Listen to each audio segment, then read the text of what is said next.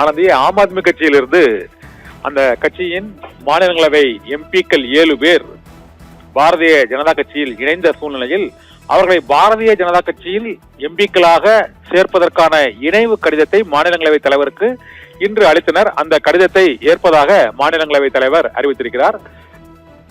ஆம் ஆத்மி கட்சியில் உள்ள மொத்த 10 எம்பிக்களில் 7 மாநிலங்களவை எம்பிக்கள் பஞ்சாப் மாநிலத்தை சேர்ந்த, அந்த 7ல் 6 பேர் பஞ்சாப் மாநிலத்தை சேர்ந்தவர்கள்.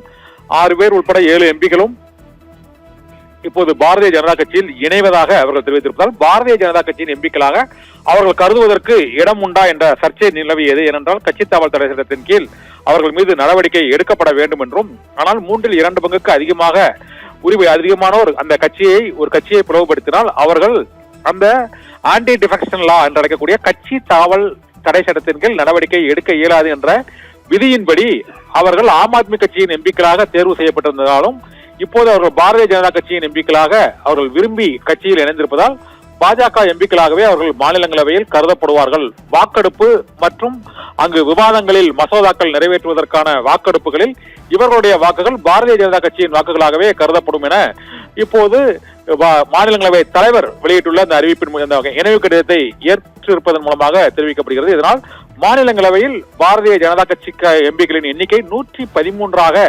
உயர்ந்திருக்கிறது.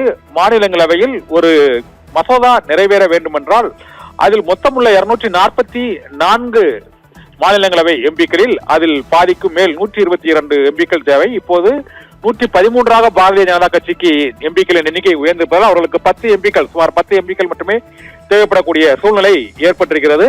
ஆம் ஆத்மி கட்சியின் 7 எம்பிக்கள் ராகவ் சத்வா தலைமையில் 7 எம்பிக்களும் அங்கு பாரதிய ஜனதா கட்சியில் இணைந்திருந்த சூழ்நிலையில் மாநிலங்களவையிலும் அவர்கள் பாரதிய ஜனதா கட்சியில் எம்பிக்களாகவே கருதப்படுவார்கள் என அதிகாரபூர்வமாக அந்த இணைவு கடிதம் இப்போது ஏற்படுத்தப்பட்டிருக்கிறது. இருந்த போதிலும் இது பெரும் சர்ச்சையை ஏற்படுத்தி இருக்கிறது. ஏனென்றால் ஆம் ஆத்மி கட்சியின் எம்எல்ஏக்கள் தான் இவர்களை மாநிலங்களவை உறுப்பினர்களாக தேர்ந்தெடுத்திருக்கிறார்கள்.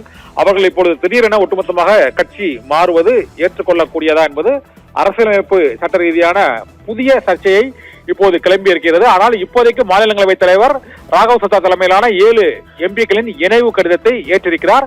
இதனால் பாரதிய ஜனதா கட்சிக்கு மாநிலங்களவை எம்பியில் எண்ணிக்கை 113ஆக இப்போது உயர்ந்திருக்கிறது. ஆனந்தி.